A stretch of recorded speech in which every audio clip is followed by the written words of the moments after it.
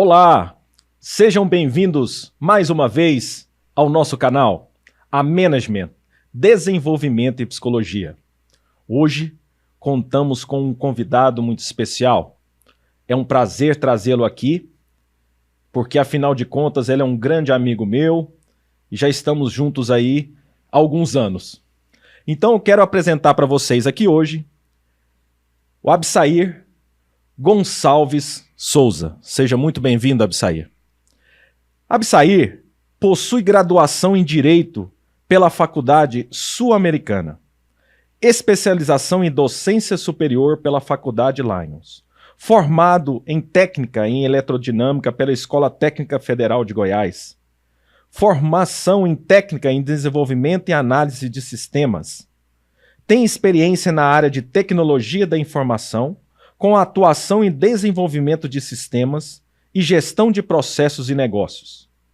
Tem experiência na área de direito, com ênfase em direito do trabalho, processo do trabalho, direito público, direito da família, correções periódicas da Justiça do Trabalho, contratos e licitações públicas, atua na área de gestão de material e logística, gestão estratégica, segurança da informação e gerenciamento de projetos e cálculos trabalhistas do TRT Goiás. Atualmente, ele compõe o Laboratório de Inovações do TRT de Goiás, liderando oficinas de pensamentos criativos. Ministra cursos e palestras motivacionais de cunho religioso. Absair, então já inicio aqui deixando o meu grande agradecimento por você ter aceitado esse convite. Para mim, é com extrema felicidade que você está aqui participando desse canal, que o nosso intuito é desenvolver as pessoas. Então seja muito bem-vindo e, por favor, aí se apresente para todos que estão nos acompanhando. Bom dia, Rafael. Paz e luz para todos que nos assistem. A apresentação aí foi uma apresentação mais técnica, né? Mas eu gosto muito de me apresentar como um marido, que tenho 40 anos de casado, como um pai de 4 filhos, 3 filhos e uma filha, e avô de 4 netos, 3 netos e uma neta. Então, acho que faltou aí só a formação em filosofilhos. Tá certo. Que é uma formação, assim, extremamente importante, né, Absair? Porque, e não é fácil.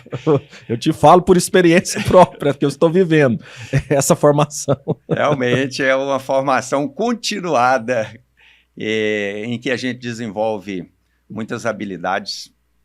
E tem muito a ver também com a questão da liderança, da educação, porque é nesse contato, né, nesse relacionamento interpessoal, nesse relacionamento humano, principalmente no relacionamento familiar, eu acredito, onde a gente tem as maiores experiências e que a gente aprofunda no desenvolvimento intelectual, moral, mas principalmente espiritual. Com certeza, Absair. E, Absair, eu gostaria que as pessoas conhecessem um pouquinho mais a fundo sobre você, quem é o Absair, apesar dessa apresentação aqui, como você mesmo mencionou, né? Técnica de muitas formações, ou seja, de muito estudo e preparação, e principalmente muita qualificação para a entrega aqui de muitas idealizações e resultados. Eu queria perguntar para você, Absair, o que as pessoas costumam elogiar em você? São perguntas assim mais difíceis, porque nem sempre as pessoas conseguem transmitir exatamente o que desejam acerca as oportunidades da gente conversar e dessa sinceridade. Mas é muito comum as pessoas elogiarem a disciplina. E analisando um pouco sobre isso, sobre a questão da disciplina, que muitos elogiam, disciplina na vida, disciplina no trabalho, disciplina nas ações, naquilo que a gente busca realizar, principalmente disciplina com horário. Mas há um tempo, analisando, eu verifiquei que às vezes isso era mais rigidez do que disciplina. E com o tempo eu fui tentando buscar esse ideal que as pessoas elogiam em mim, transformando aquele rigor, aquela rigidez em uma disciplina mais natural, né? Uma disciplina consciente.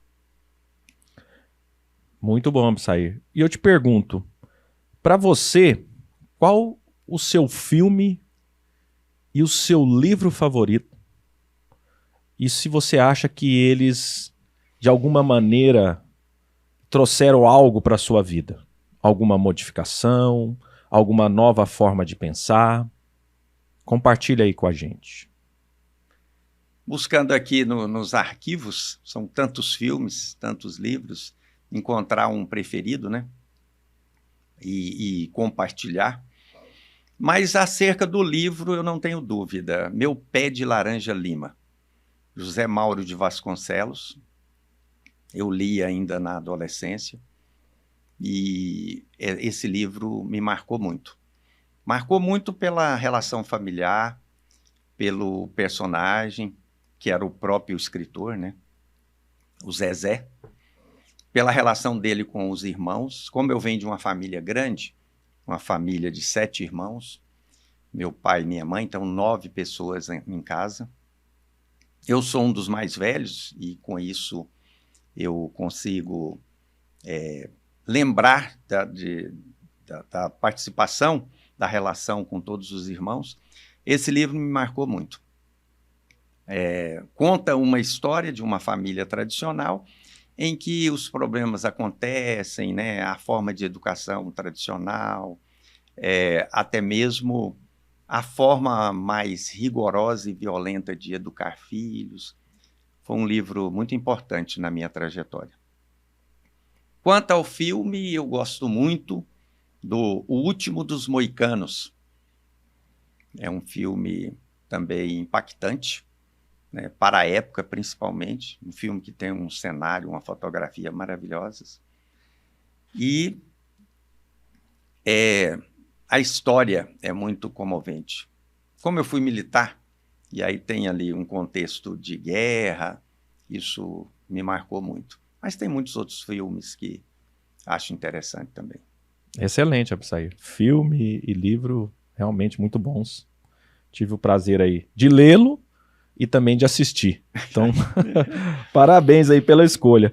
E Absair, quem é a pessoa ou as pessoas que mais te influenciaram na sua vida? E, de certa maneira, como elas te impactam hoje ainda ou já impactaram? Ao longo da nossa trajetória de vida, eu acho que todos que passam pela nossa vida, Rafael, todos aqueles com quem convivemos, deixam em nós um pouco de si. E nós somos influenciados, acredito nisso, por todos aqueles que nos envolvem. Claro que nós temos afinidades, aquilo que nos atrai, aquilo que os pensamentos são mais ou menos coerentes, aqueles, né? Mas, sem dúvida, a pessoa que mais me influenciou a ser o que eu sou hoje, a desempenhar o que eu desempenho hoje, foi minha mãe. Minha mãe sempre foi uma referência, sempre esteve comigo. Acredito que você teve a oportunidade de conhecê-la. Sim. E vai entender quando eu falo que era uma mulher muito forte. Íamos até em encontros, né? Eu lembro dela. Sim. Fazia um bolo muito bom, que a gente até levava para casa. Ela influenciou muito exatamente por ser uma educadora, por trabalhar na escola, no ensino fundamental, por se interessar muito pelo desenvolvimento de cada um que estava à sua volta, mas pela coragem de sair do interior, vir enfrentar a cidade grande, trazer os filhos. Mas, como eu disse, hoje eu me vejo muito influenciado pela minha esposa, né? Falar de acolhimento e cuidado ela é minha referência, minha esposa Meire. Meus filhos, que me ensinam muito a cada dia, meus netos, então, aqueles que estão à minha volta. E tem uma pessoa também que é referência para mim, que é meu irmão Adenir, é o irmão caçula, mas tem a preocupação de unir a família, de estar sempre envolvendo os irmãos depois que meus pais faleceram. Ele e minha irmã mais velha, a Joana. São muitas pessoas que nos influenciam, amigos, familiares, mas são essas as maiores referências. Que ótimo, Absair, muito bom. E aproveitando sobre essas influências, né, esses impactos, o que você considera o maior desafio da sua vida, ou um dos maiores desafios que você já teve que enfrentar? Eu tive que enfrentar muitos desafios desde muito novo, Rafael. Minha geração, eu tenho 62 anos, então é uma geração que tinha que buscar as coisas, se esforçar muito, muitas vezes separando-se dos pais muito novos, esses filhos.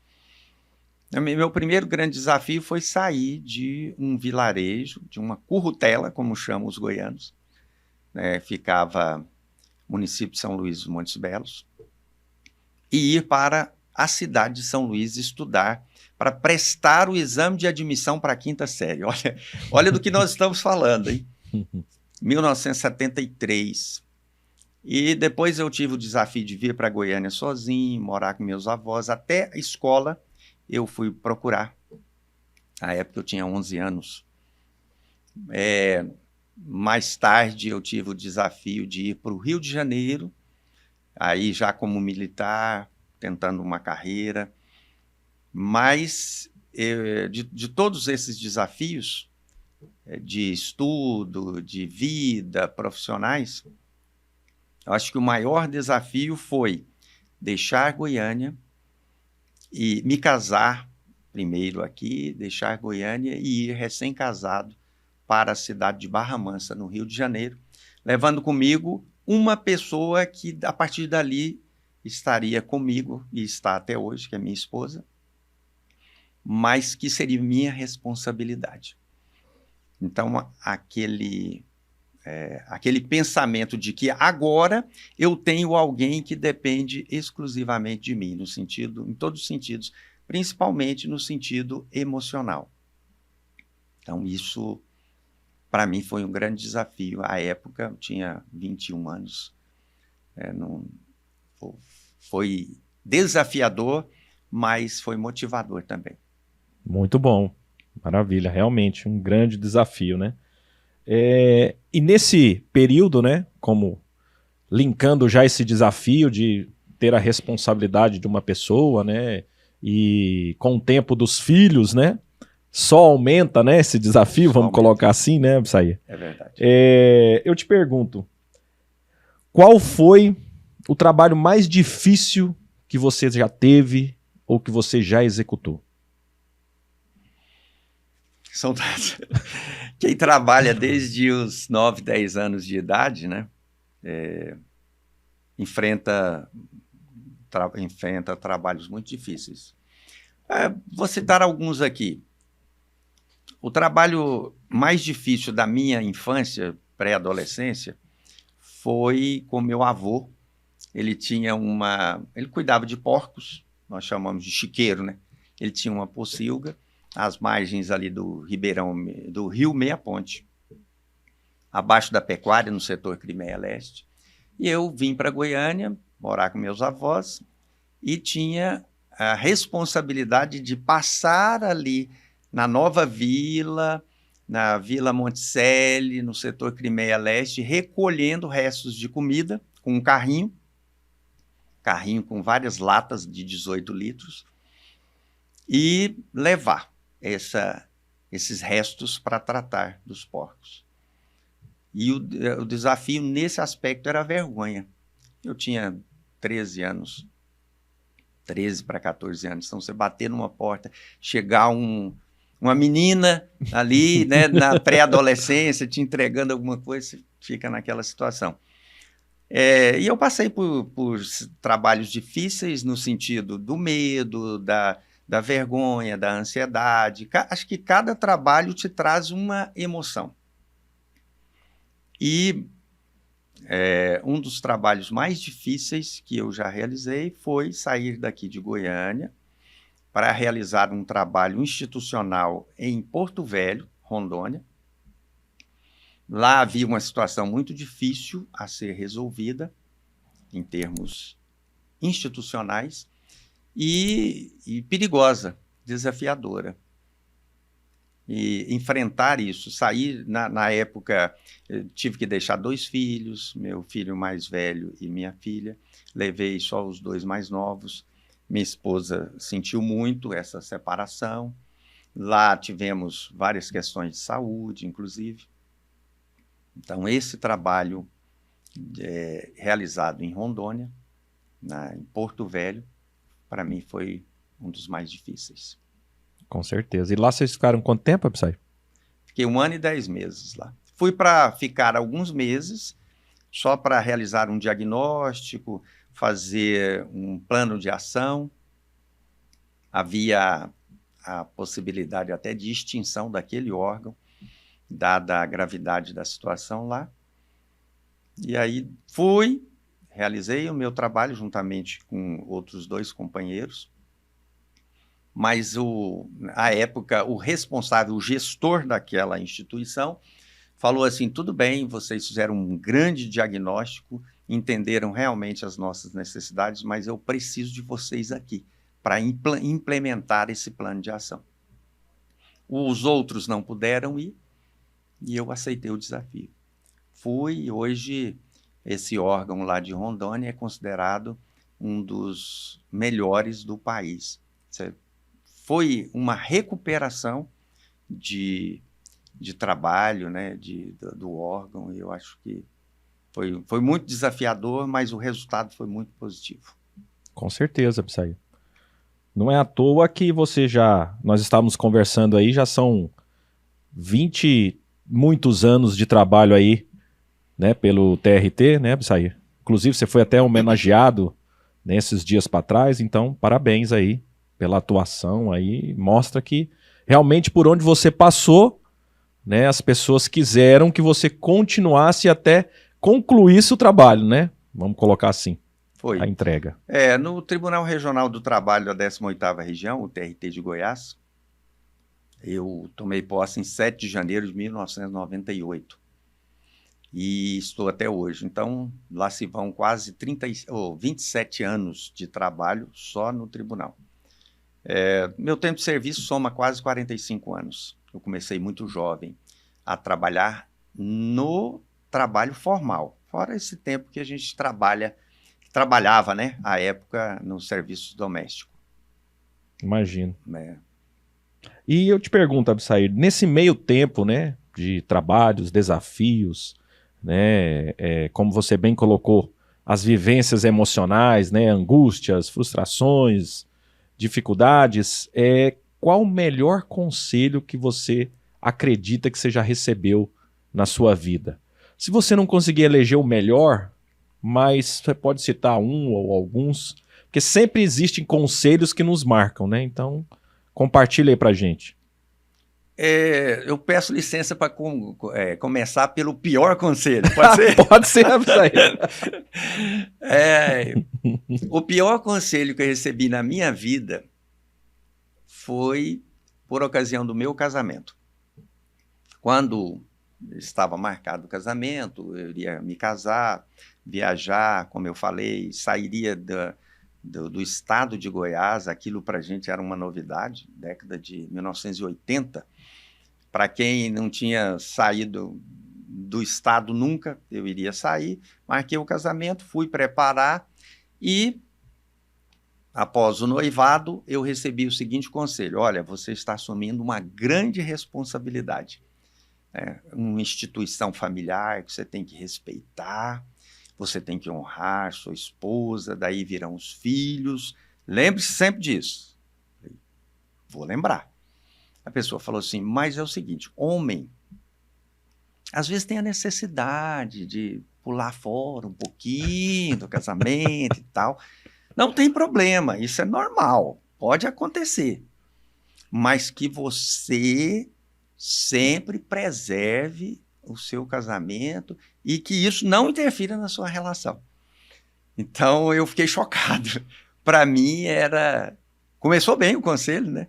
Mas depois desandou. Com certeza. Realmente eu acredito na relação conjugal com respeito e fidelidade. São premissas. E um conselho vindo de uma pessoa mais velha, que eu até respeitava muito, nesse sentido de que não tem problema você dar uma escapulidinha, tal, só que isso não pode interferir na relação.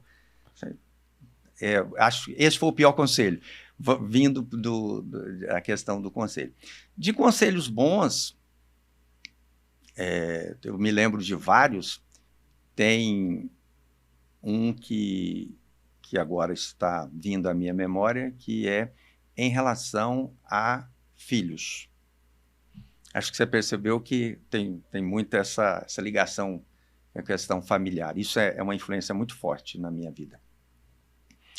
O conselho que eu recebi foi o seguinte: nunca critique ou fale mal dos seus filhos. Porque quando você critica ou fala mal dos filhos, aí vou até ressaltar aqui, você está falando de si mesmo. Porque a responsabilidade pela condução daqueles que estão sob a sua guarda é sua. E isso vale não só para filhos, mas eu trouxe para a minha vida como criticar, uma crítica destrutiva, negativa, é sempre muito ruim. Especialmente aqueles que estão diretamente ligados a nós e que de alguma forma estão sob a nossa guarda. Excelente conselho, viu, Absair? E eu até coloco que esse conselho serve para a vida, porque sempre nós temos pessoas à nossa responsabilidade. E como o nosso principal fator aqui a ser tratado é a liderança, é a construção e o desenvolvimento de líderes, o líder que fala mal da sua equipe, das pessoas que estão na sua responsabilidade, ele com certeza está falando mal dele mesmo. Porque a responsabilidade de moldar, de construir, de auxiliar as execuções é o do líder. Então, se ele não consegue modificar, transformar, dar o melhor caminho, a culpa ali naquele instante é dele, nos processos ali que estão faltantes. Lógico que tem determinados fatores, porque aquela pessoa às vezes não se encaixa aqui, mas o falar mal, rebaixar as outras pessoas por palavras, é realmente degradante aquele responsável ali direto, que no caso é um líder, que no caso é um pai, que no caso é um responsável por outras pessoas. Realmente um conselho aí de extrema sabedoria, viu, Absair? E nós temos ferramentas para fazer isso, falando da liderança, né, Rafael? Você não precisa criticar, você não precisa falar mal. Você pode dar retorno, avaliar, dar feedbacks. Isso é muito mais construtivo do que simplesmente ficar criticando a pessoa pela conduta sem direcionar, sem ensinar o caminho. Com certeza. E, Absair, sobre todo esse contexto, né? Família, trabalho, eu te pergunto, o que é o seu maior medo? A gente tem muitos medos, né? Eu acredito que nós todos lutamos para vencer muitos medos. Para contextualizar, o meu maior medo é sobre o domínio da ira, da cólera. Porque a gente se conhece e, ao longo da vida, com a maturidade, nós vamos nos percebendo. Aquilo que nós temos internamente, nossos fantasmas, nossos monstros interiores. E na década de 80, em 1980 exatamente, eu fui a Brasília. Minha intenção era me alistar na aeronáutica. Como eu não conhecia ninguém em Brasília, tinha um amigo muito próximo, nós estudávamos juntos na Escola Técnica Federal. Ele se propôs a ir comigo, ficamos na casa de uma tia dele, lá tinha primos, e a gente estava ali para um objetivo, mas também conhecendo a família dele. Eu me achava uma pessoa pacífica, até então, tinha 17 para 18 anos, evitava qualquer tipo de atrito, de conflito. Então, na minha concepção, à época, eu achava que era uma pessoa muito tranquila, muito pacífica, que não, alheio e avesso à violência. Mas aconteceu um episódio lá que me chamou a atenção. Choveu bastante e nós saímos para lá, a cidade satélite era Sobradinho, que é onde nós estávamos. Saímos nas ruas de Sobradinho ali e tinha muita enxurrada. Esse amigo meu e os primos começaram a brincar na enxurrada. Eu nunca gostei de me sujar, não gosto de sujar nem os pés. Uma das maiores dificuldades minhas é sujar o sapato. Então, e ele sabia disso. Então ele começou a me jogar a lama, jogar um barrinho, e eles fazendo guerrinha comigo e eu tentando fugir. Até que eles me sujaram e eu perdi o controle. Pela primeira vez. Eu corri atrás dele, no meio da enxurrada. Na época eu pesava, eu era bem magrinho, sempre fui muito miúdo, e ele tinha 1,91 m, era magro também, mas pesava uns 10 quilos a mais que eu.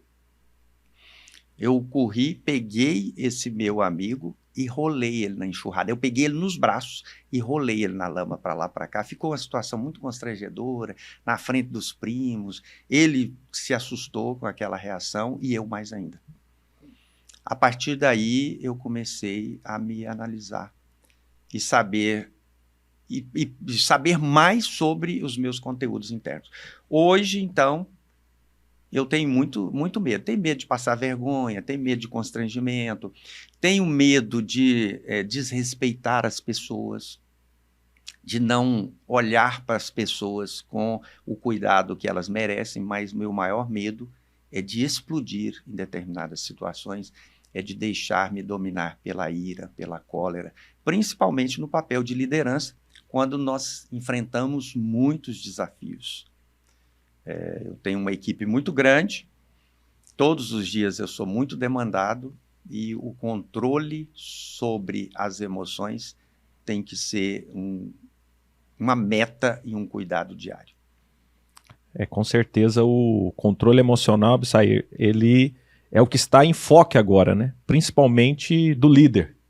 Eu acho que todos têm que realizar esse trabalho na sua vida, né? E o líder tem uma obrigação ali a mais, de ter esse controle emocional, né? Porque ele está liderando pessoas, gerindo processos, gerindo gente, né? E lidando com todos os tipos de sentimentos, obrigações, metas.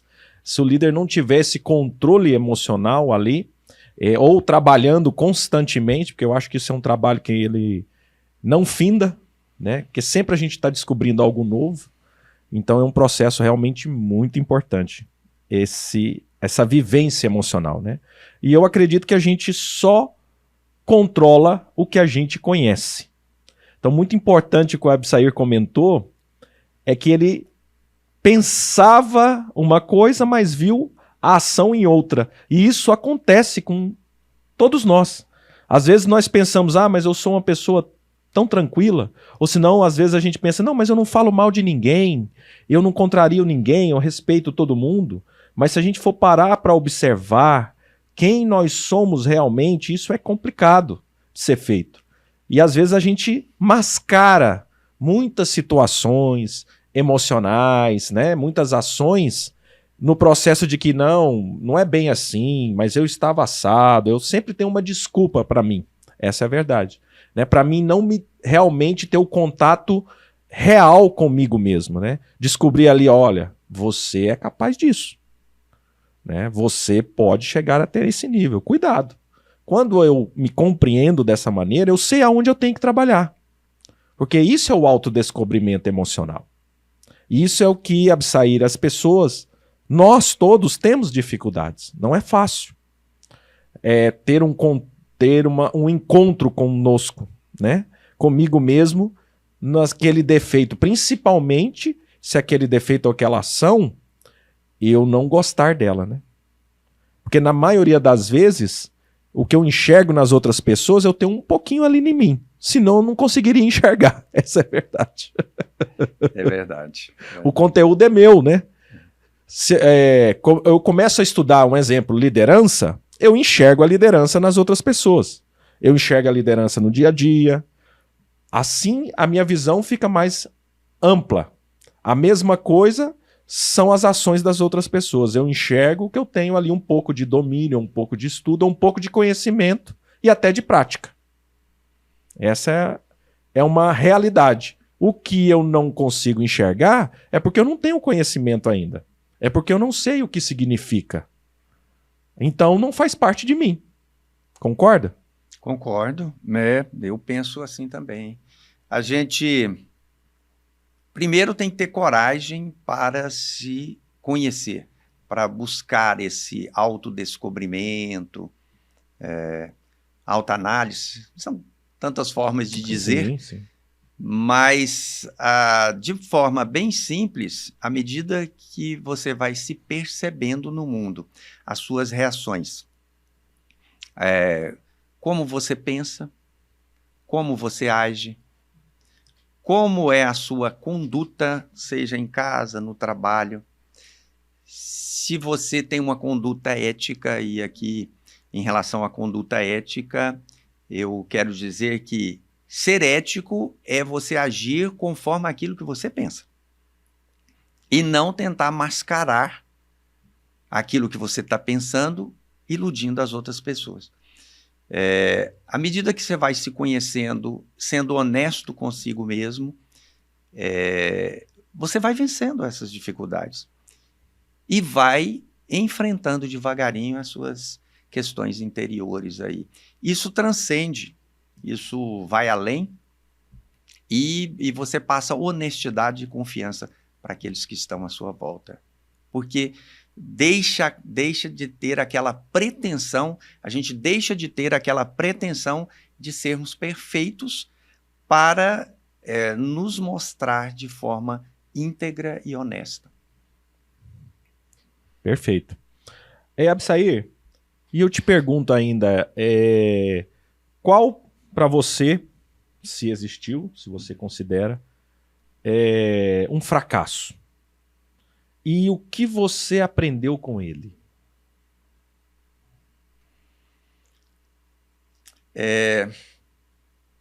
Eu tive muitas tentativas e erros na minha vida, né? Tentativas e erros, muitas questões que eu gostaria de ter realizado e não realizei. Um dos meus maiores objetivos era fazer o curso de engenharia. A minha formação toda era na área de exatas, Rafael. É impressionante como a vida nos leva, né, por caminhos que a gente, às vezes, não imaginava. Então, eu queria muito continuar na área de tecnologia de exatas. Fiz curso técnico, pelo meu currículo aí que você leu, percebe-se isso. Desenvolvi várias coisas na área de tecnologia e o meu maior sonho era ser engenheiro. Eu queria fazer engenharia. Lutei para isso, terminei o curso técnico, não tinha a menor condição, tinha que estudar o dia todo. Aqui em Goiás só tinha engenharia, curso diurno. Eu precisava trabalhar. Aí eu me esforcei por outros caminhos, fiz o meu alistamento militar buscando, na vida militar, ter condições de estudar. Fui para o Rio de Janeiro com essa intenção, porque lá tinha engenharia carga horária noturna, lá na cidade de Volta Redonda. Consegui seguir esse caminho e cheguei à faculdade de engenharia em Volta Redonda. Lá chamava Fundação Oswaldo Aranha. Bom, comecei o curso e pela vida militar eu não consegui passar do 3º ano de engenharia. Isso gerou para mim uma grande frustração. Tive que desistir de tudo, voltei para Goiânia e por muito tempo eu não consegui entrar na faculdade. Depois, surpreendentemente, fui convidado pelo meu irmão Adenir a prestar um concurso público no TRT, na área de direito, né? Na área de justiça do trabalho. Falei, não, isso não é para mim, minha área. Não, vamos lá, vamos prestar o concurso. Prestei o concurso e passei. Passei como técnico. E minha vida redirecionou para a área do direito. Aí eu consegui fazer o curso de direito e desisti da área de engenharia. Ao mesmo tempo que isso era uma frustração, virou um novo caminho e que eu me senti muito realizado. Hoje eu penso, deveria ter feito o curso de direito primeiro e seguido já esse caminho reto, mas da colheita de frustração virou uma realização profissional. Que bom, excelente. Realmente, os cursos, né, até essas questões aí, eu acredito que com certeza elas serão renovadas, né, dessa forma de estudo, de cursos, porque é uma decisão que, em algumas vezes, nós não estamos bem preparados, né? Os sonhos, os almejos, às vezes eles não estão concretos com a realidade, com o que pode ser oferecido ali naquele instante e até o que cada um, né, tem ali o seu segmento, a sua vida. Então é bem natural que isso aconteça, né? Quantos aí não se frustram aí pelo primeiro curso, às vezes, que fez, ou pela tentativa de ser médico, de ser até um advogado no início, mas que não dá certo, né? Então, eu também já passei por essa experiência, só que a minha, diferente da sua, eu comecei na engenharia. Né? Eu comecei já na engenharia e eu vi que não era aquilo.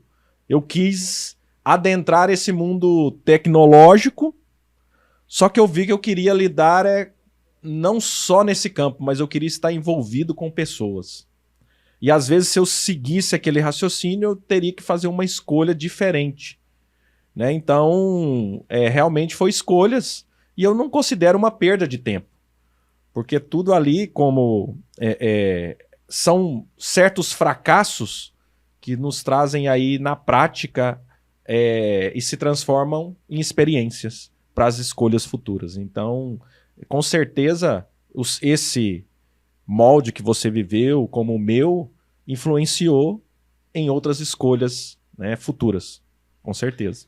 Influenciou e também tudo é aproveitável. Sim. Eu nunca tinha estudado direito na vida. Eu estudei 6 semanas para um concurso público super concorrido, que até hoje pessoas passam anos estudando. Mas eu já tinha mais de 30 anos, já tinha tentado várias coisas, já tinha me preparado para muitas coisas. E a lógica, o raciocínio que a gente consegue desenvolver nas exatas, certamente contribuiu muito para que eu conseguisse passar nesse concurso.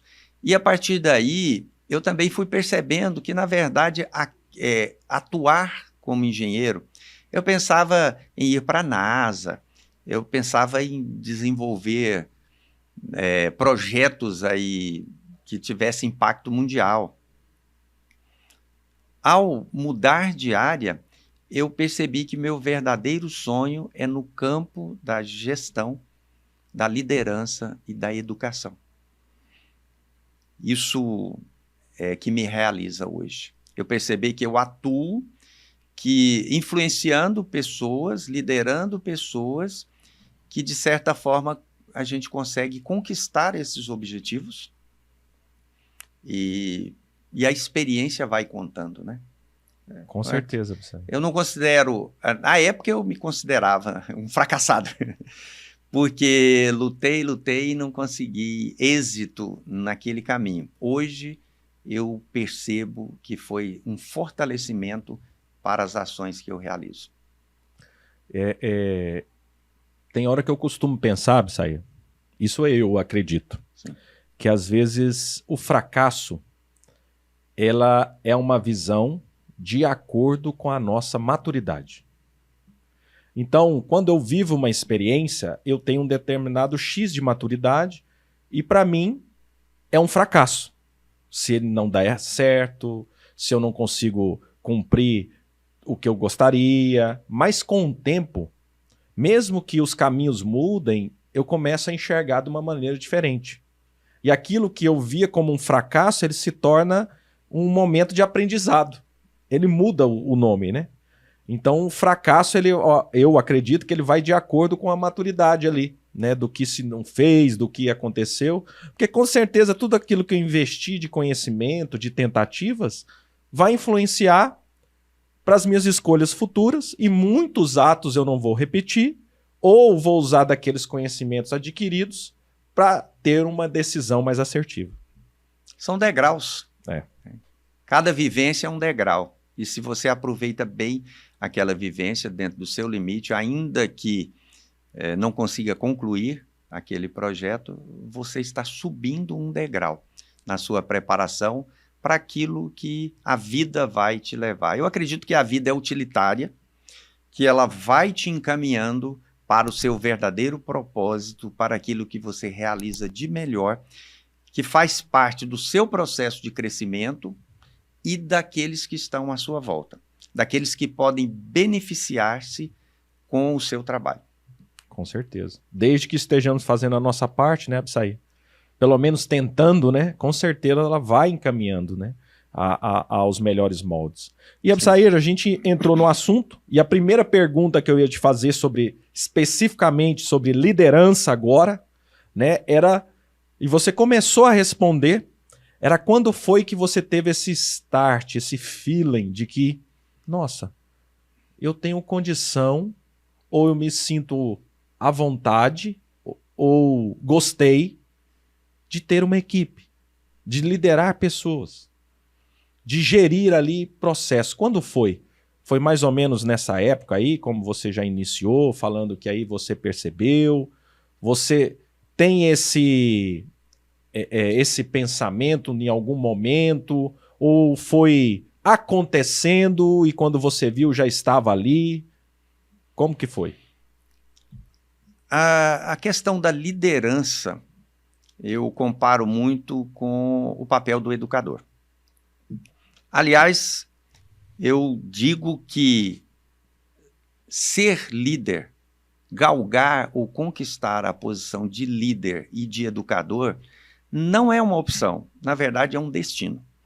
À medida que você vai se preparando, a vida vai te colocando situações de liderança ou o papel de educador. Desde muito jovem, eu falei que eu sou um dos mais velhos de uma família de 7 filhos. De alguma forma eu exerci aí um papel de liderança em relação aos meus irmãos. Daí isso foi ampliando. E eu percebi que as pessoas me procuravam, mesmo pessoas mais velhas, até para se aconselharem sobre determinadas coisas, para me falar sobre a minha conduta. Eu fui, por exemplo, o primeiro da família que consegui passar num exame de seleção da Escola Técnica Federal. Então, ali, eu já percebi que eu tinha uma certa liderança e influência em relação à família. Claro que isso eu só fui perceber tempos depois, mas por ali começou. Quando eu iniciei na minha vida profissional, em muitos momentos eu exerci papel de liderança. Na área técnica, né? Eu comecei minha profissão na área técnica. Fiz escola técnica e comecei algumas atividades na área técnica. Depois eu fui para o quartel e ali no Exército eu aprimorei a questão da liderança. Porque nós temos no Exército Muitos cursos, muitos treinamentos. À época chamava-se curso de chefia e liderança. Olha que interessante. Hoje a gente chama curso de gestão e tem tantas outras nomenclaturas muito mais modernas. Então, como militar, eu me vi no papel de líder. Eu tinha 20, 21 anos e eu cheguei a liderar mais de 160 pessoas. A gente chama uma companhia de fuzileiros. Comecei liderando um pelotão com 36 pessoas, depois liderando uma companhia com 160 e poucas pessoas. Ali eu me percebi como líder e fui aprimorando essas características. Depois, agora no serviço público, há mais de 27 anos, né? Quase 27 anos só no tribunal, mas eu exerci outras funções públicas, inclusive na Universidade Federal. Cheguei a passar num concurso lá também antes. Eu consegui, Rafael, uma coisa que eu tinha muita vontade era de atuar na área da educação. Eu queria ser professor. E, estando no papel de gestor, eu percebi, então, que a liderança e a educação caminham juntas. Na educação, você atua de forma mais genérica, tentando extrair das pessoas as suas potencialidades e mostrar que essa pessoa pode usar essas características na sua vida cotidiana. No papel de líder, não. Aí você já tem que ter o objetivo a atingir, quais são as metas, as medições. No papel de líder, você já vai atuar nas competências das pessoas, sejam competências técnicas ou comportamentais, para realizar uma determinada atividade, um determinado projeto, conquistar um determinado objetivo. Aí é mais específico, mas não deixa de ser um papel de educador também, influenciando ali pela sua conduta, pelo seu modo de pensar, pelas suas atitudes, por pequenas que sejam, mas principalmente pelo seu exemplo. Então, o processo de me reconhecer como líder passou desde a infância até a maturidade por esses caminhos aí que eu narrei. Com certeza, Absair, eu concordo assim de forma extrema com você que o líder ele é um educador. E porque o professor, ele entra, dá uma aula, educa e se retira. O líder ele está lá constantemente. Então o exemplo em si ele é muito mais forte, né? Então ele realmente ele tem que se produzir como um educador de todas as maneiras, na maneira do ensino, na maneira do exemplo, na maneira da gestão, Então, eu acho que não há forma mais importante de educar do que ser líder, vamos colocar assim, né? Todo educador é um líder. O professor que está lá na sala de aula, ele que momentaneamente ele está sendo líder, né, de ideias, de situações ali, de exemplos, né, daqueles que estão ali como alunos, né? Então, ótimo raciocínio. E eu te pergunto, Absair, para você, nesse papel, né, que você exerceu como líder, né, no seu trabalho, com as pessoas, durante todo esse período, o que é para você o mais difícil em liderar? O papel de líder, ele traz muitas responsabilidades. Porque quanto maior a sua equipe, mais pessoas dependem de você e dependem em todos os sentidos. As suas decisões, quanto mais importante é o líder, quanto mais ele sobe na hierarquia das instituições, mais impacto ele tem na vida das pessoas e das famílias. Cito um exemplo. A maior unidade do Tribunal Regional do Trabalho da 18ª Região está sob a minha guarda. São 80 servidores, a lotação ideal. Hoje eu tenho 70 pessoas lotadas na minha unidade. Cada pessoa, para mim, representa uma família. Toda vez que eu tomo uma decisão, eu tenho que pensar qual o impacto dessa decisão para o servidor, para aquele colaborador e para a sua família. Então, essa responsabilidade e entender que cada decisão sua tem um impacto positivo ou negativo, né? Muito positivo ou muito negativo na vida de cada um dos seus liderados, para mim essa é a maior dificuldade no papel de líder. Reconhecer isso, ter cuidado nas suas decisões, mas tomar decisões que são necessárias, mesmo que sejam difíceis. Você tomar uma decisão, por exemplo, de colocar um servidor à disposição porque ele não atingiu as metas. É um impacto muito, muito grande, porque ali o servidor, primeiro ele vai ter um impacto emocional, ele vai se sentir incapaz, aquilo pode acompanhá-lo na sua trajetória, ele pode ter dificuldade de se adaptar em outra unidade. Estou falando do serviço público, mas na vida, mas já trabalhei, né, na iniciativa privada também, sei que é assim. Então, o impacto dessa decisão pode ser emocional, pode ser financeiro e principalmente familiar, porque isso vai repercutir.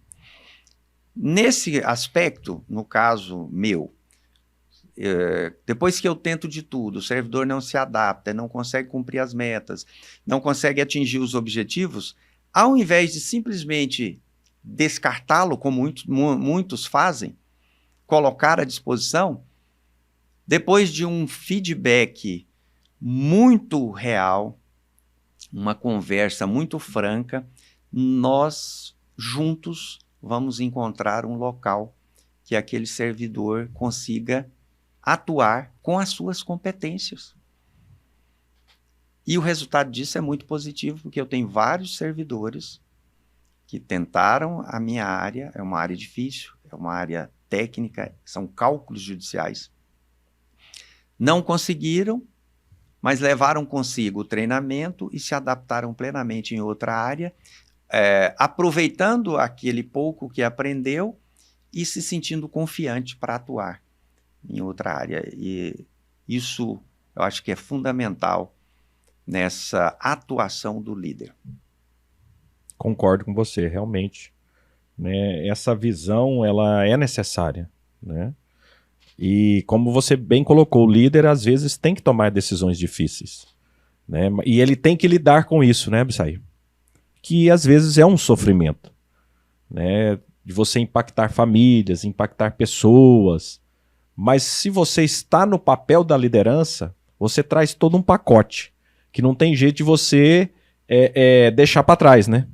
Olha, a liderança é sua, a decisão é sua, e você tem que fazer, proporcionar todos os meios para que aquela decisão seja a decisão ideal, mais assertiva. E às vezes a decisão ideal e mais assertiva, ela pode causar impacto negativo em outras pessoas, né? Como você bem mencionou, quando às vezes a pessoa não consegue, por tudo, entregar um resultado, né? Fazer alguma ação ali que compete ao departamento, no seu caso, vocês conseguem direcioná-la para outro segmento. Às vezes, numa gestão focada em uma empresa privada, ele às vezes não consegue direcionar para outro local. Mas se ali não está tendo resultado, infelizmente tem que se tomar decisões. Porque também a escolha de não decidir, aí compete a um problema para o líder, né? E às vezes a decisão ela não vai ser tão, como vou falar, confortável, né? Eu vou ter que lidar com aquilo, né? Então, Por isso que o líder tem que saber gerir as suas emoções, porque ele vai ter que trabalhar bastante, e isso no dia a dia, porque todo dia é uma situação diferente para ser resolvida. E complementando, até me lembrei aqui de algo importante a dizer depois que você falou sobre o controle das emoções, sobre tomar decisões difíceis. Algo que eu acho muito importante é que no direito a gente costuma dizer princípio da anterioridade da lei. Só há crime se houver lei anterior que defina, que estabeleça aquele crime. Só há um ilícito se houver antes uma previsão legal daquele ilícito. Na minha vida prática, eu estabeleci alguns princípios de gestão como gestor. Princípio de justiça, princípio de merecimento e princípio de equidade. Com esses princípios, em toda a área que eu sou convidado a gerir, a iniciar um trabalho, eu vou estabelecer aquilo que é preciso cumprir, de forma muito clara, tudo escrito. Olha, o servidor precisa trabalhar X horas por dia.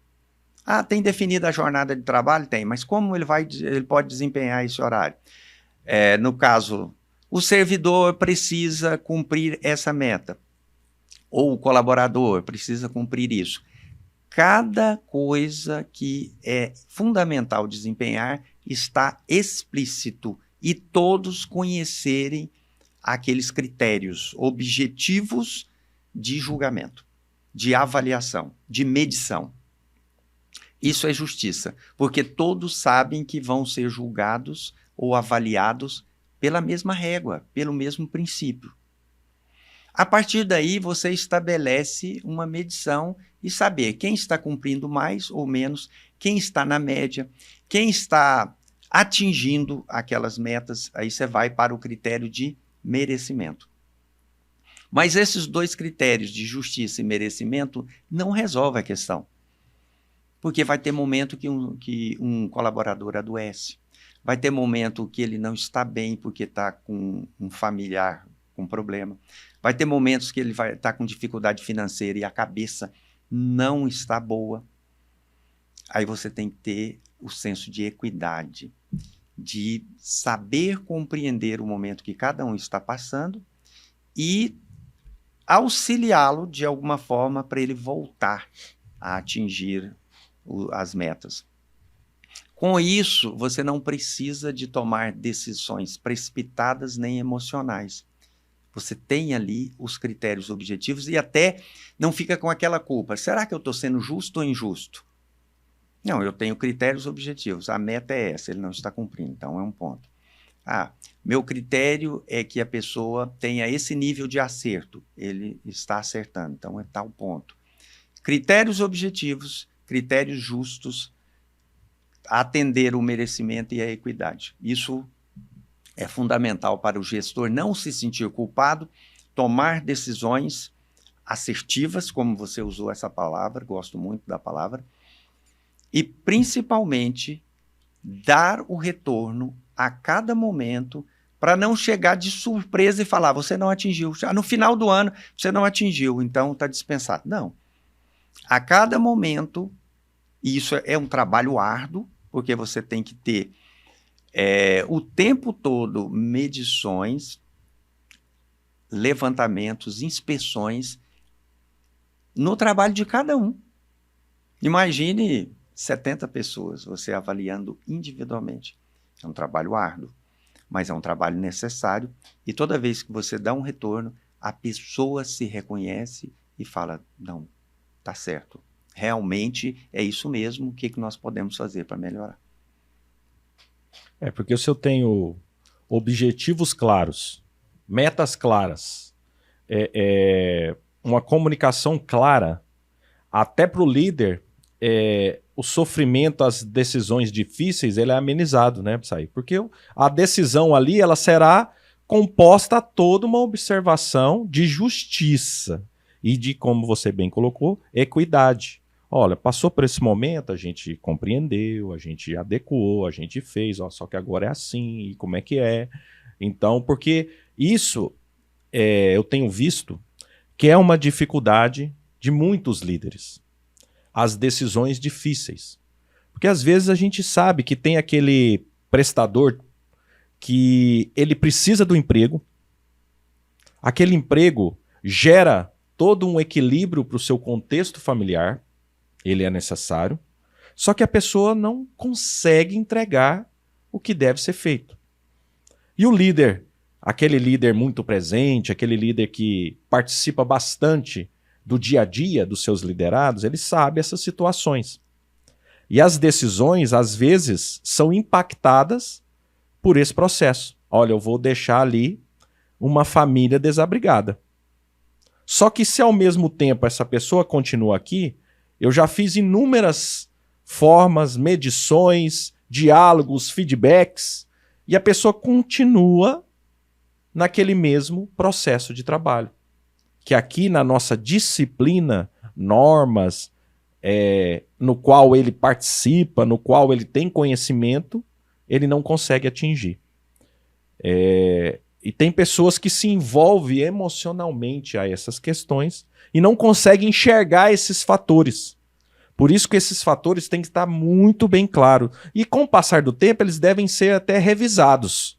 Penso eu, olha, gente, vamos lembrar aqui, todo ano, o que são as normas, as metas, o que cada um tem que cumprir, fazer, para que não haja esquecimento dos dois lados. E para que aquilo seja bem claro.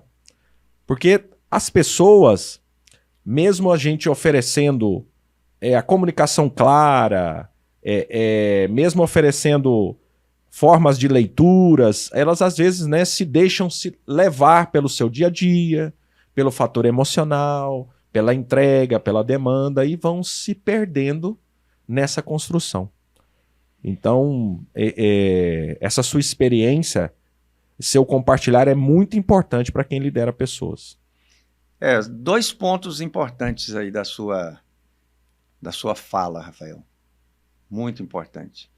Primeiro, se você não toma a decisão, mesmo sendo difícil, de dispensar ou de redirecionar as ações de um servidor, mesmo que seja readaptá-lo a uma outra função, e é condescendente com as falhas, com os erros repetitivos, você contamina a equipe.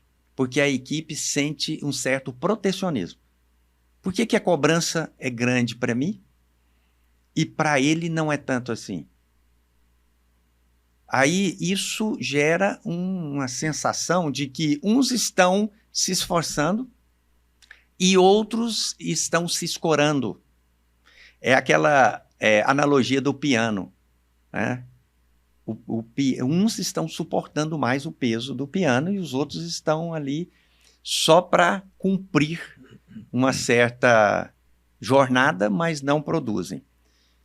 É preciso entender que decisões difíceis o líder tem que tomar para que a equipe sinta assim, todos estão se esforçando da mesma forma.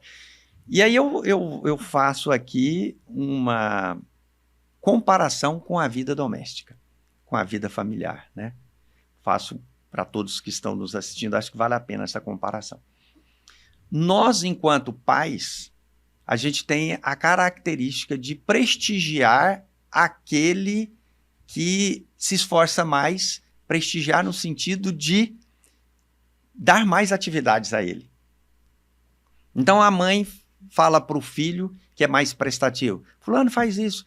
Ai, mãe, mas a senhora já pediu para fulano? Não, deixa ele para lá, porque ele não faz mesmo. Deixa seu irmão quieto aí. Faz você, eu tenho certeza que o que eu te peço, você vai fazer. E isso vira uma prática familiar, social. A gente leva isso para a vida corporativa. Às vezes você insiste com o colaborador, com o liderado. Mesmo na liderança voluntária, um trabalho voluntário. Tem aqueles que se empenham mais, que você pediu, ele faz imediatamente ou se esforça de toda forma para fazer. Aquele que é mais preguiçoso, que adia, que não cumpre bem as suas tarefas, você vai deixando ele de lado. E ele acaba sendo beneficiado pela sua inércia, né? Nós temos que tomar cuidado com isso, porque isso gera uma sensação de injustiça, de impotência e de que uns estão se esforçando, mas os outros estão também com a equipe ganhando o mesmo grau de merecimento. E é bem desmotivador, né, Absair? É bem desmotivador isso aí. É fundamental que a gente saia desse ciclo vicioso. Isso Mude acontece essa questão, né? E isso é bem claro, porque quando você... Todos nós, na verdade, temos pessoas que você acredita poder contar mais. Então, toda vez que você pensa em algum problema, em alguma entrega, em alguma solução, na hora vem aquela pessoa na sua cabeça. E, como você bem colocou, isso é no meio familiar, é no meio corporativo, é no meio das relações de amizade. Até na amizade você tem aquele amigo que você fala assim, não, esse aqui, a hora que eu ligo, ele tá pronto. Já os outros eu não posso contar tanto.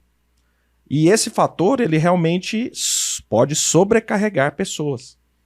E às vezes aquele que era um excelente contribuinte, seja em qualquer ação aí, ou qualquer meio de relação, empresarial, familiar, de amizade, voluntário, ele vai estar se sentindo ali sobrecarregado, desmotivado, não valorizado, porque às vezes a demanda é muito grande, mas a visão colaborativa, de entrega, de benefício e de ganho, ela é igualitária. Aí é complicado para qualquer segmento, né? Então, se você tem uma amizade que ela te entrega mais, quer dizer que você tem que entregar mais também para ela. Essa é a verdade. Se aquele colaborador realiza mais, ele tem que ser mais valorizado em determinados sentidos, né? Ou ele tem que ter uma maior responsabilidade para justificar ali um aumento de ganho ou algum tipo de processo.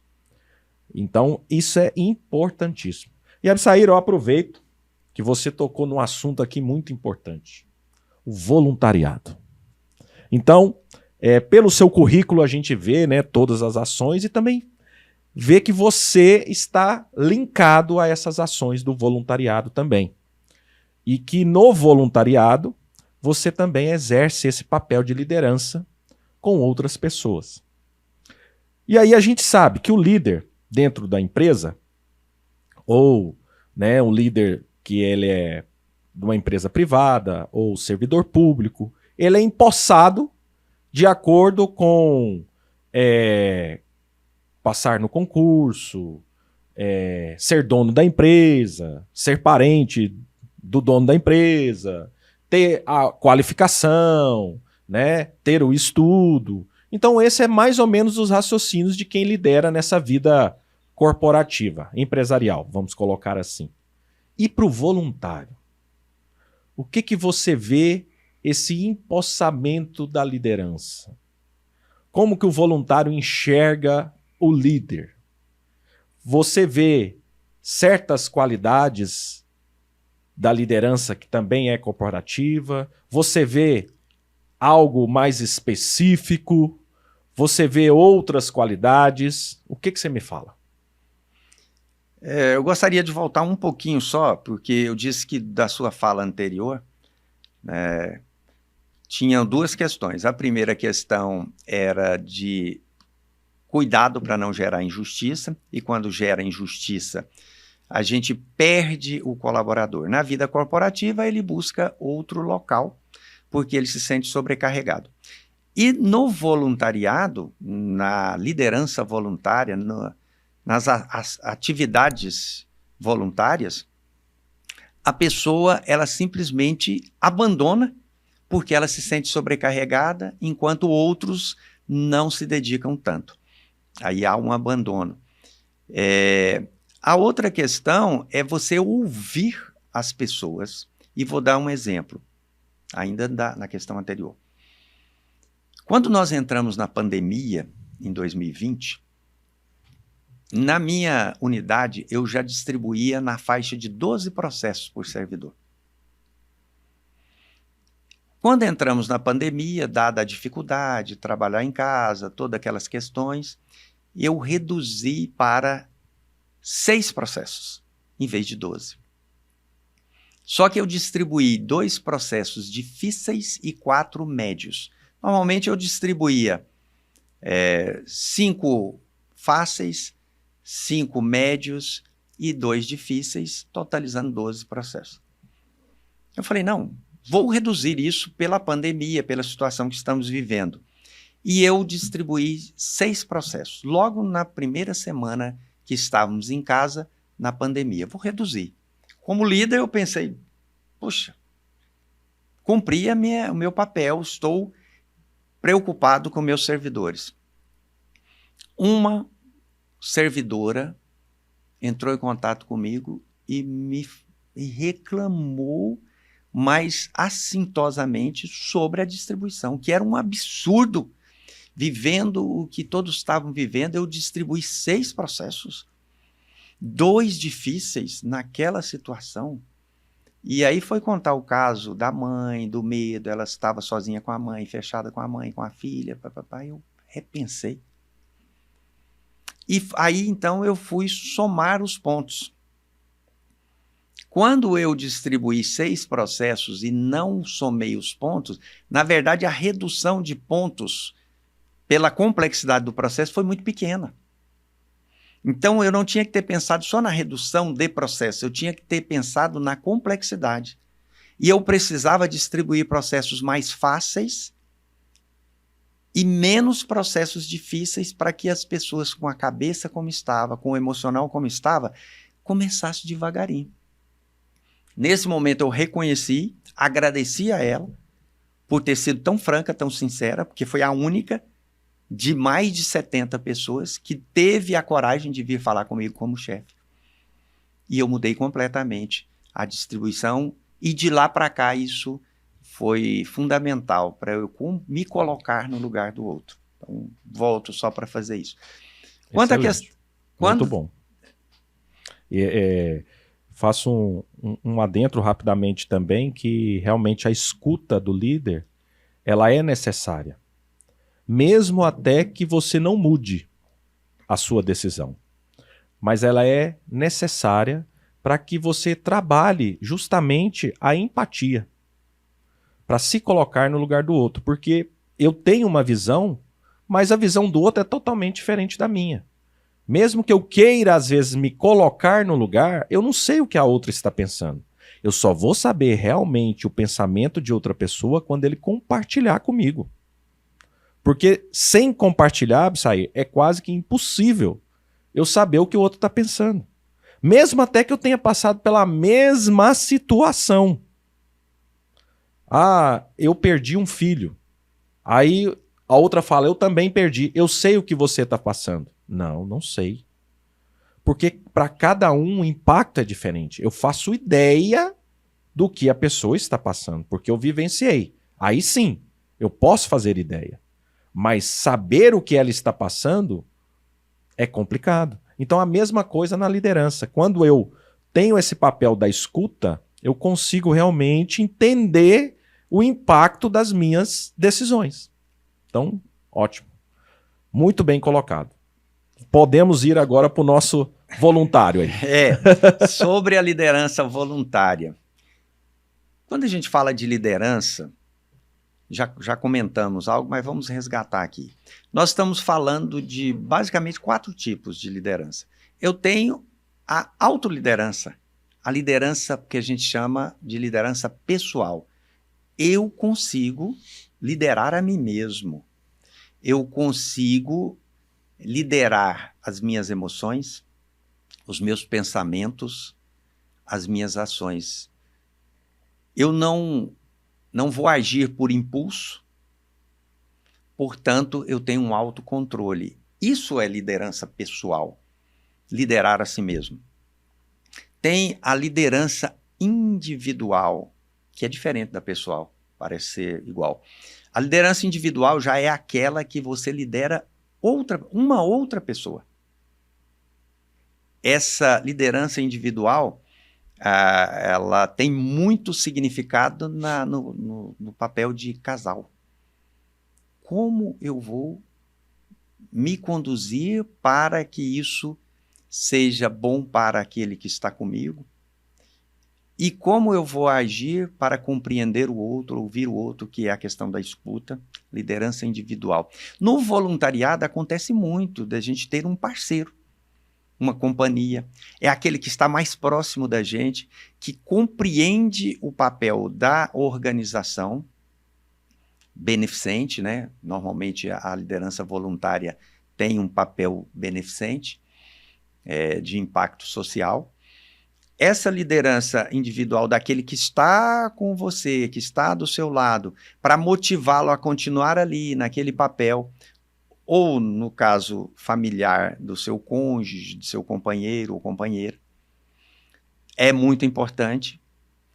Tem a liderança de equipe. Aí você, no voluntariado, você tem que formar uma equipe para realizar os projetos.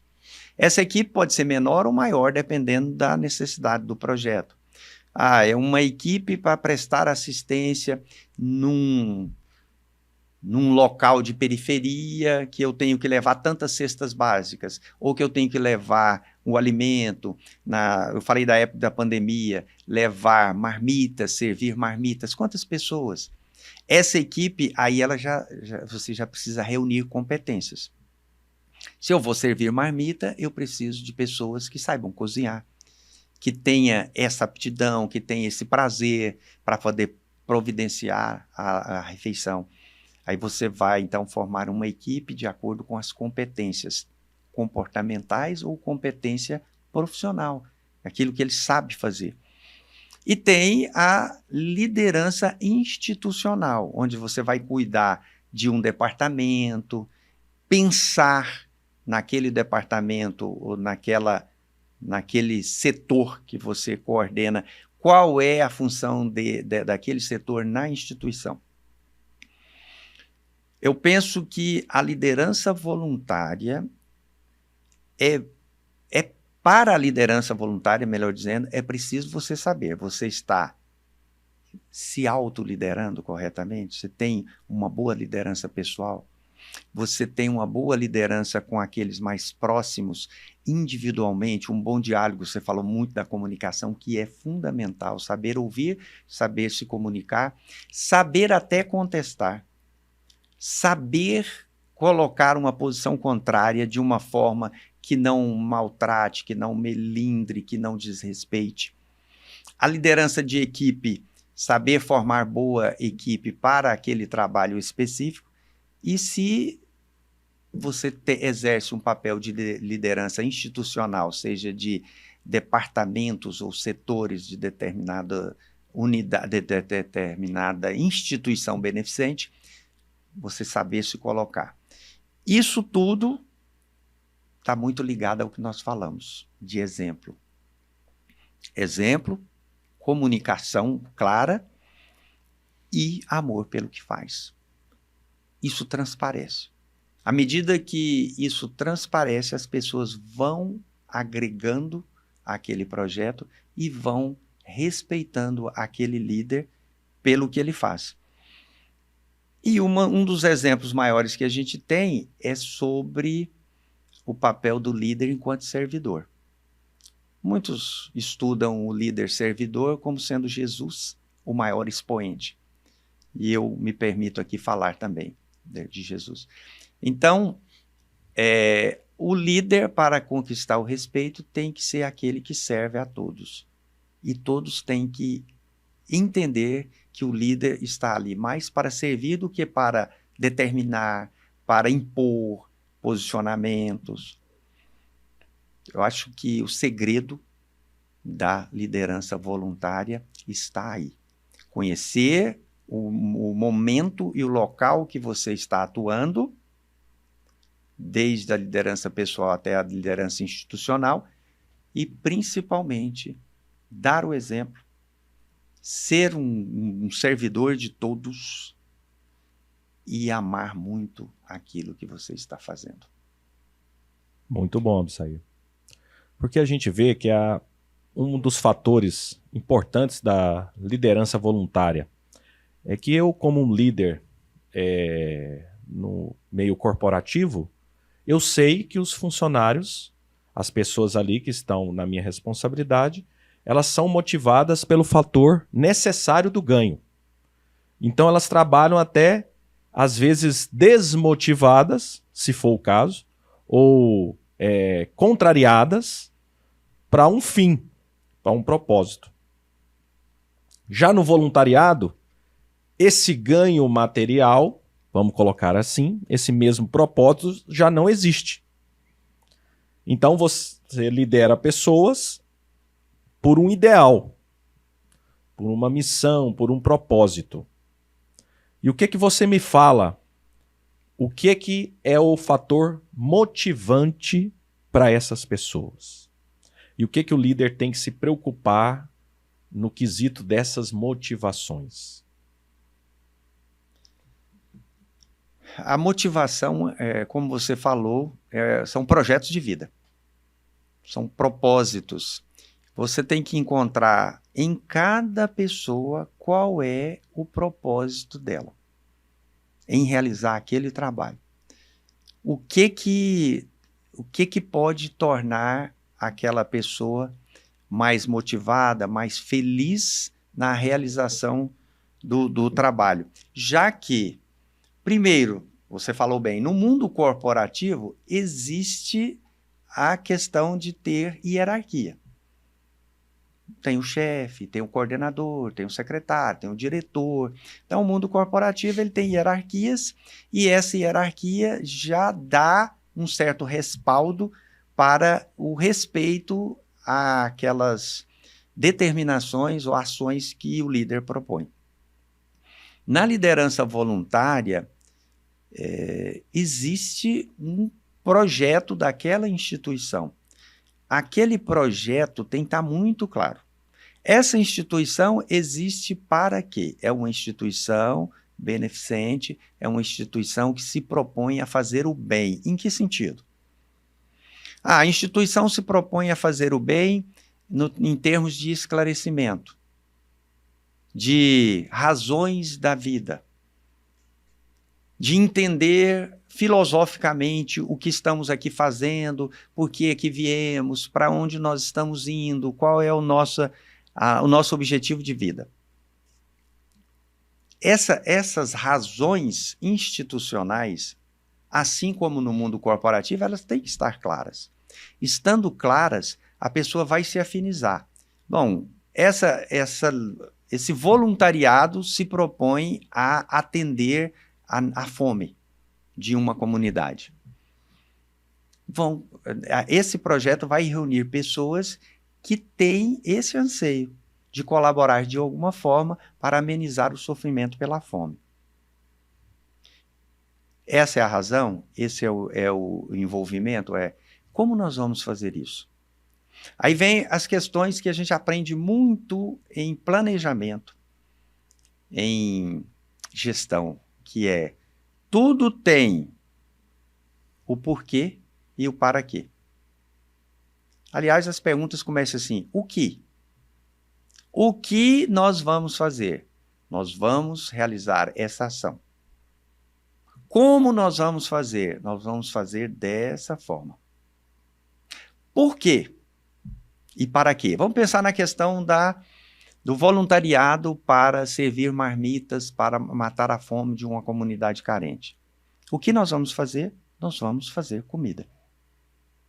Quem gosta? Quem acha que isso é importante? As pessoas vão se motivar. Como nós vamos fazer? Vamos fazer assim, vamos fazer as compras, vamos buscar doação, vamos tentar encontrar pessoas que se motivam em doar, mas não querem se envolver para fazer a comida, para levar. Mas eles acham isso importante e vão colaborar de alguma forma. Vão doar os alimentos ou vão doar dinheiro para aquele alimento. Então, o como é assim. O porquê é causa. É passado. Porque tem pessoas passando muita necessidade. Porque tem pessoas passando fome, e matar a fome é uma necessidade básica do ser humano. Nós temos comida na mesa e agradecemos por isso. Aquele que não tem é uma incerteza. E para o pai que não tem, precisa dar para o filho. Então, o porquê é porque tem gente muito necessitada e precisa da nossa ajuda. E o para quê? Aí é finalidade. Para que as pessoas percebam que não estão sozinhas, que elas percebam que existem outros preocupados, que elas consigam dignidade, que através do alimento elas busquem outras conquistas, que tenham realizações pessoais, familiares e que não sofram por não conseguir alimentar um filho que pede pão, que pede comida. As motivações estão aí, né? E nós que atuamos no voluntariado, eu estou dando um exemplo, mas são tantos outros.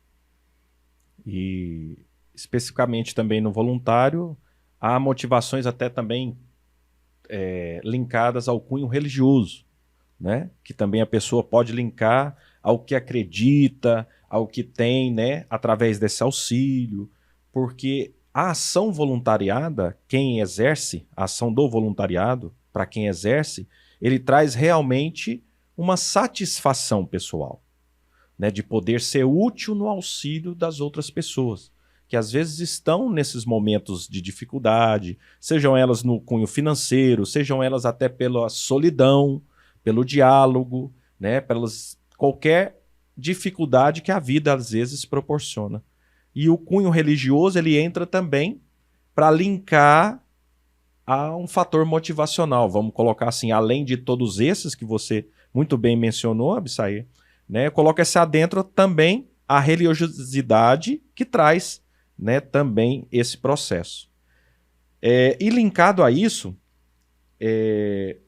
eu te pergunto, o voluntariado em si, nós sabemos que até para outros países é bem forte, né?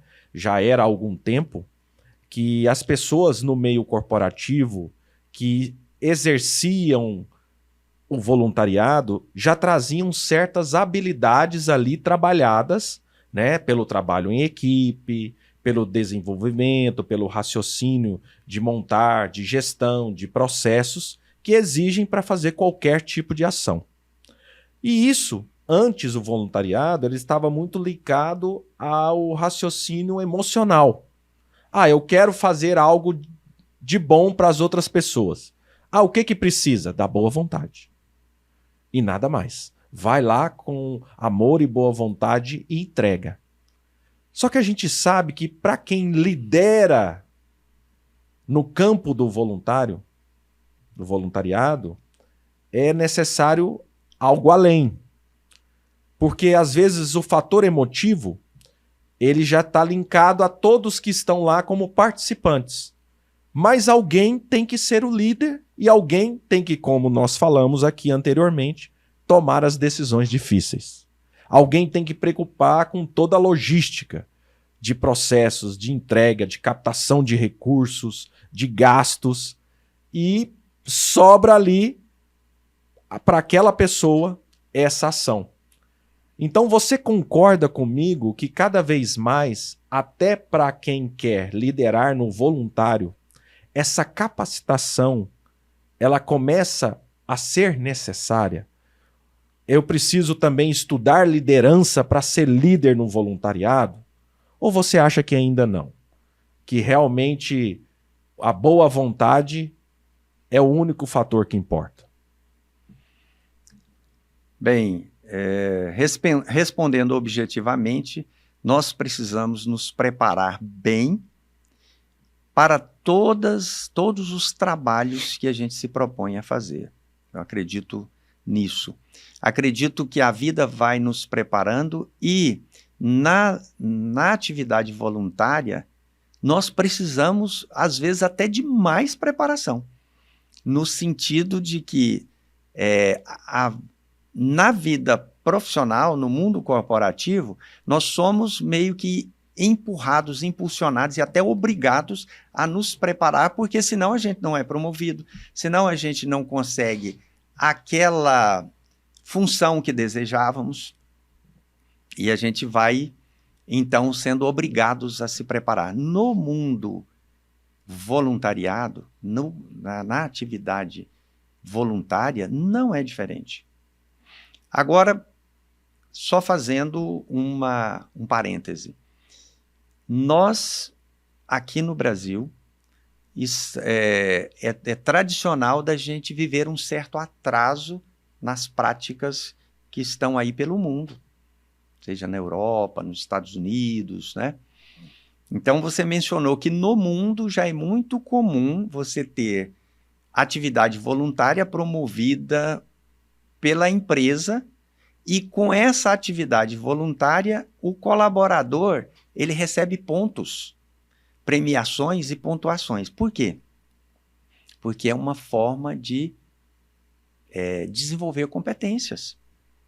Competências que muitas vezes só se desenvolve nas atividades voluntárias onde o interesse não é propriamente financeiro.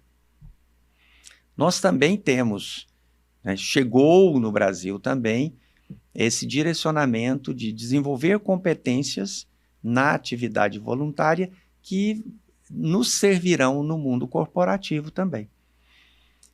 A gestão por competências é algo que se fala há 10, 15 anos aqui no Brasil, mas isso já foi desenvolvido há muito mais tempo, há décadas, né, em outros países.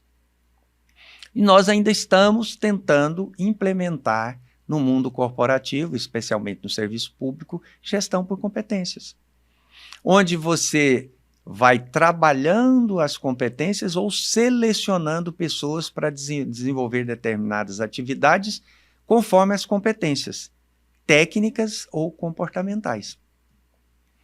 Desenvolver competências técnicas já é mais fácil. Eu tenho dificuldade de escrever, faça esse curso de português. Eu tenho dificuldade nas exatas, então faça isso. Eu tenho dificuldade no campo do direito administrativo, então faça esse curso. Mas as competências comportamentais, eu não tenho uma boa gestão das minhas emoções. Muitas vezes o meu modo de agir é por impulso. Como é que você vai desenvolver ou trabalhar essa competência? O voluntariado te dá esse ambiente propício para desenvolver competências que muitas vezes o mundo corporativo não dá. Mas no aspecto técnico, insisto, precisamos ter conhecimento de técnicas, de competências necessárias para exercer a liderança também no campo voluntariado. A liderança voluntária precisa de estudo, precisa de preparo, tanto quanto o mundo corporativo. E eu gostei até da sua fala, Absair, de falar que às vezes para liderar no voluntário você precisa ter até mais habilidades.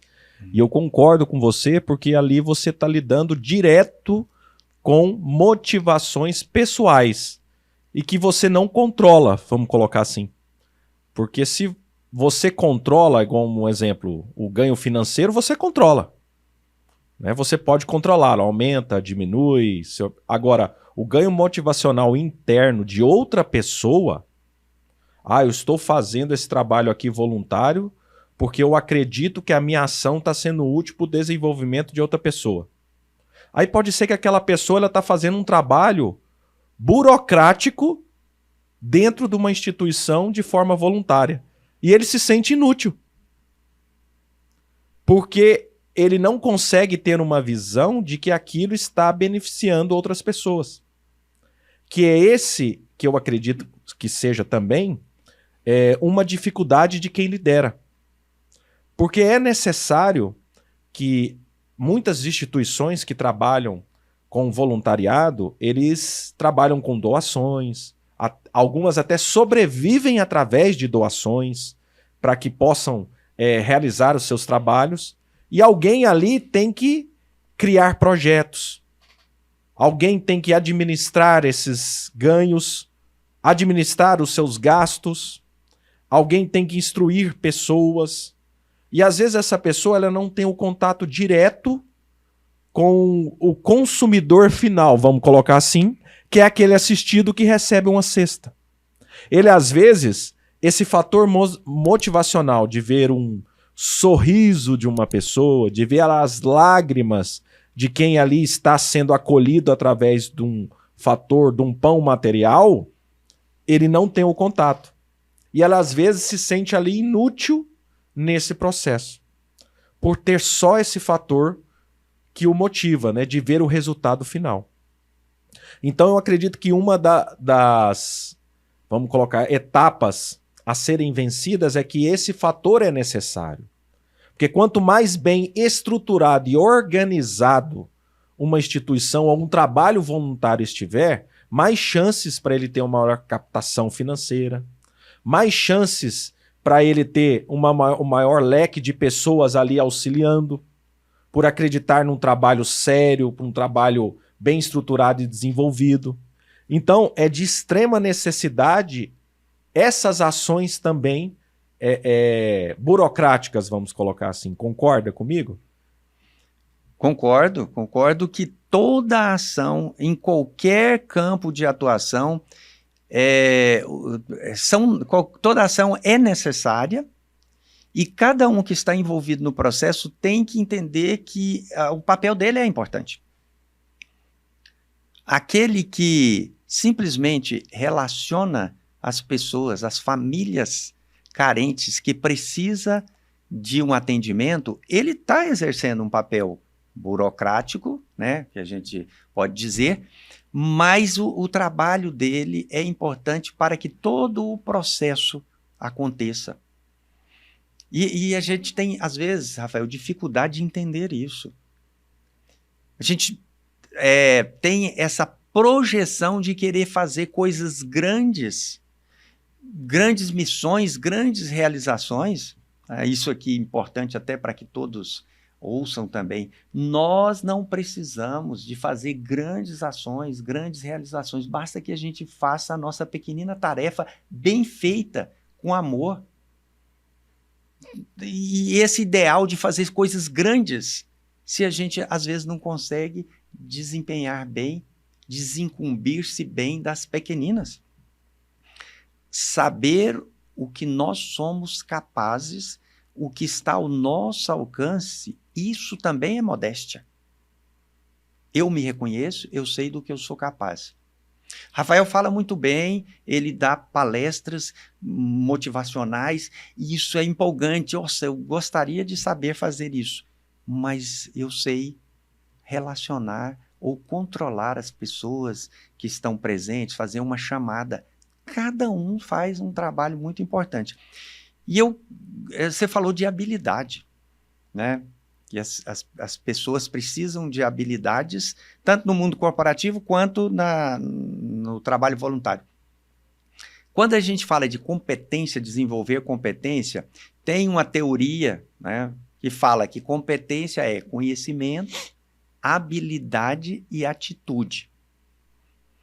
Conhecimento, habilidade e atitude. Nós precisamos conhecer o mínimo que seja para desenvolver atividade voluntária. Precisamos de ter habilidade, sim. Mas precisamos de ação, de atitude, principalmente. Às vezes começa pela atitude. Depois nós vamos descobrir nossas habilidades e vamos buscar o conhecimento. Esse conceito ele foi ampliado para valores. Em vez do chá, as pessoas gostam muito de falar que desenvolver a competência é o chá. Conhecimento, habilidade e atitude. Aí veio valores, você tem que ter valores. No caso da liderança voluntária, os valores transcendentais são muito importantes. Mas hoje esse conceito está muito mais amplo, a gente vai estudando e vai percebendo. O chá já não atende, o chave também não atende, porque nós temos competências cognitivas complexas, que a teoria nos traz, e essas competências cognitivas complexas estão ligadas à nossa capacidade de agir e de trazer o bem comum. Nós precisamos entender o quanto o voluntariado nos beneficiam no desenvolvimento dessas competências cognitivas complexas, que têm a ver com a questão não só técnica, não só comportamental, mas também espiritual. Você reconhecer-se enquanto um ser que precisa evoluir, crescer nas diversas áreas, tendo a segurança e a certeza da sua missão. Muito bom, Absair. Eu acho que realmente o voluntário, ele transcende, né, certas habilidades até.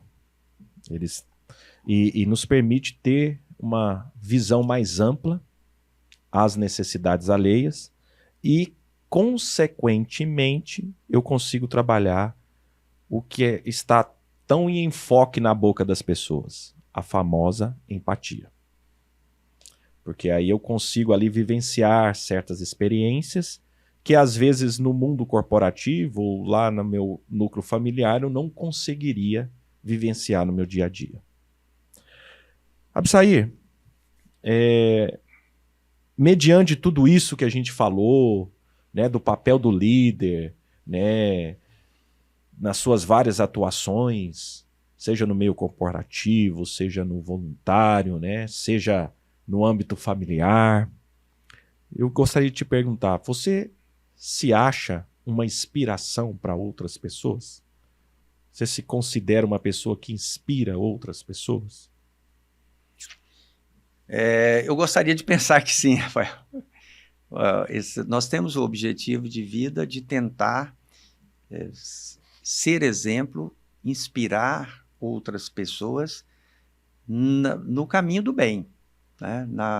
Naquilo que é positivo e que as pessoas precisam ou podem realizar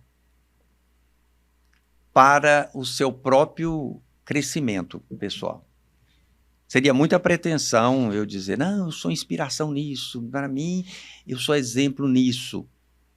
Mas a nossa busca é de trazer uma inspiração e um exemplo positivo para para a vida de cada pessoa que nos cerca.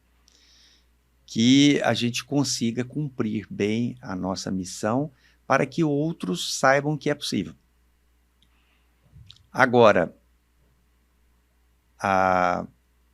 o que eu gostaria muito de trazer como inspiração para as pessoas é no sentido de que nós somos seres imperfeitos buscando o caminho da perfeição. E a gente precisa sair desse pedestal de não ser inspiração porque é perfeito.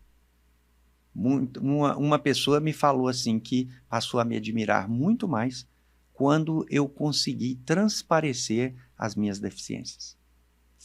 Quando eu me mostrei como um ser mortal que também chora, que sofre, que tem dificuldades. Que às vezes a gente quer esconder tudo isso para tentar dar um exemplo de força, né, de perseverança. E às vezes você demonstra força quando você deixa as suas emoções transparecer, apesar de conseguir superá-las e seguir em frente. Então, que a inspiração seja nesse sentido. Olha, o Absair, ele tem muitas falhas, muitas dificuldades. E eu demonstrei isso aqui, né? Procurei ser o mais transparente possível. Me surpreenderam suas perguntas, mas eu deixei fluir. Mesmo esse Absair, que talvez algumas pessoas estejam conhecendo agora, que muitos não conhecem, com falhas, com deficiências, com medo, com angústias, com sofrimento, a inspiração de que teve força para seguir e trilhar um caminho, tentando dar o melhor de si para aqueles que estão à sua volta. Excelente, Absair. Então, eu já quero te falar que para mim você é uma inspiração. Então, você inspira, né? Pelo menos para mim, eu te considero uma inspiração de disciplina, realmente, de pessoa, de amigo, né? De dedicação, pelo tempo que eu convivo, né, com você e com a sua família, né? Eu tenho tanta inspiração em você que eu até me considero um familiar, né? É uma pessoa querida que eu sei que eu posso contar, que eu sei que eu posso ali compartilhar das dores, dos sofrimentos, que o olhar não vai ser um olhar daquele julgador, e sim de acolhedor. Então, parabenizo você por ser essa pessoa aí, né, realmente inspiradora. E mais uma vez, só tenho a agradecer de você compartilhar aí com a gente toda essa história, todo esse conhecimento. E eu gostaria de fazer uma última pergunta para você. Se hoje fosse o seu último dia aqui na Terra, o que faria você pensar assim, nossa, valeu a pena? E se você pudesse escolher uma frase para você deixar para todas as pessoas, qual seria a frase?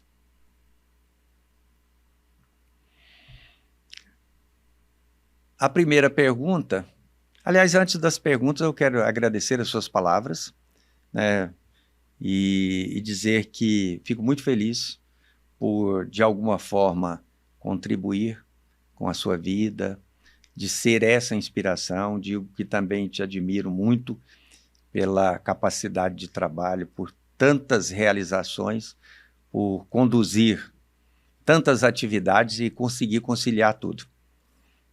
Às vezes fico até surpreso de vê-lo viajando, fazendo podcasts, atuando em empresa, no voluntariado. Isso também me inspira muito. Continue contando comigo, sim. Considero, sim, um amigo, um familiar. Eu o considero assim também. Obrigado.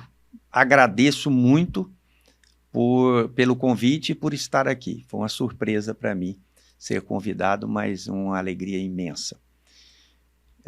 Pensando sobre algo que me faria dizer, valeu a pena, caso hoje fosse o último dia,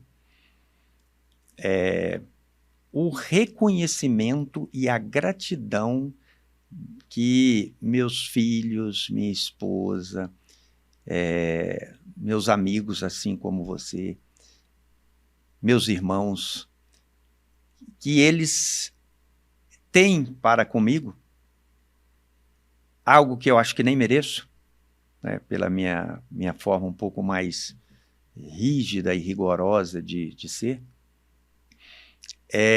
esse gratidão e reconhecimento das pessoas à minha volta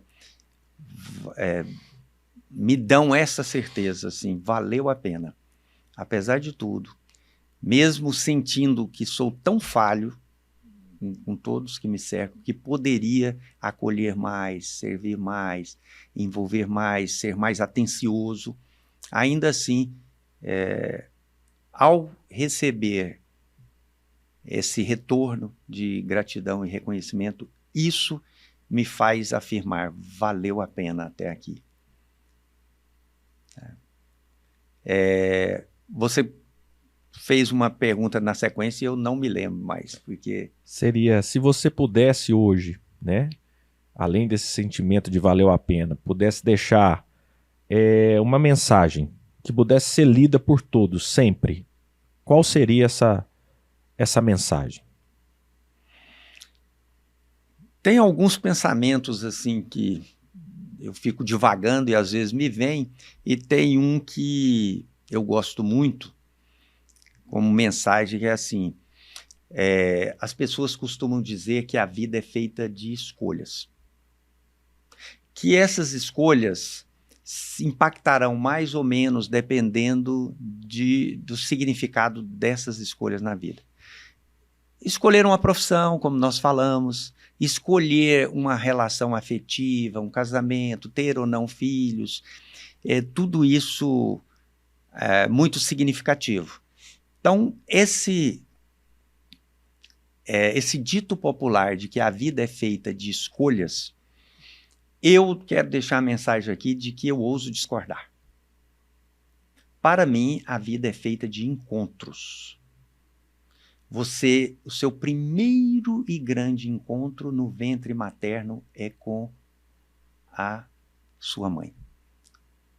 Com o sentimento materno de que aquela alma aceitou a missão de fazer esse pacto divino e trazer você, enquanto espírito, para uma nova vida. Esse é um grande encontro. Depois vem o encontro com o pai, com os irmãos, com os familiares, com a sua alma gema ou algema, com o seu ente querido, com filhos, netos. Então, esses encontros é que te motivam e que moldam a sua vida, que dão sentido à sua vida.